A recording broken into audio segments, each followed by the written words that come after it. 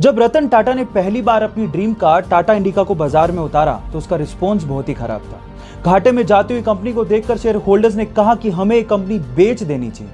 ना चाहते हुए भी टाटा इसे बेचने के लिए यूएस फोर्ड से मीटिंग के लिए गए, लेकिन उस मीटिंग में फोर्ड ने टाटा का अपमान करते हुए कहा कि अगर तुम्हें कार बिजनेस की इतनी समझ ही नहीं थी तो इस कार की लॉन्चिंग में इतना पैसा क्यों लगा दिया। साथ ही साथ एक कहा कि इस कंपनी को खरीदकर हम तुम पे एहसान कर रहे हैं। टाटा ने यह सुन के कार कंपनी को बेचने से इनकार कर दिया। इंडिया वापस आए और इस कंपनी के लिए इतनी मेहनत की कि इसे वापस अपने पैरों पर खड़ा कर दिया। साथ ही साथ फोर्ड के घाटे में जाते हुए दो luxurious brand Jaguar and land rover को खरीद के धमाका कर दिया। गाइस, अपमान सभी का होता है, लेकिन महान लोग अपने अपमान का बदला अपनी प्रोग्रेस से लेते हैं। मुंबई में रहने वाले एक 13 साल के लड़के का अगले दिन मैथ्स का एग्जाम था। जब बुक ढूंढने गया तो पता लगा कि गलती से उसकी बुक मुंबई में रहने वाले अंकल के घर पे रह गई है। तो उसने पापा को कॉल किया और कहा कि क्या आप किसी लड़के को भिजवा कर बुक मंगवा देंगे।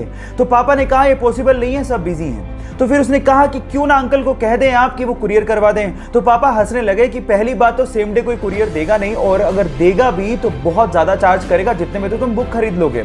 तो इसी प्रॉब्लम का सॉल्यूशन उसके दिमाग में आया। उसने सोचा कि क्यों ना एक स्टार्टअप शुरू किया जाए जो कि सेम डे पिकअप करे और सेम डे डिलीवरी करे, और वो भी कम चार्जेस में।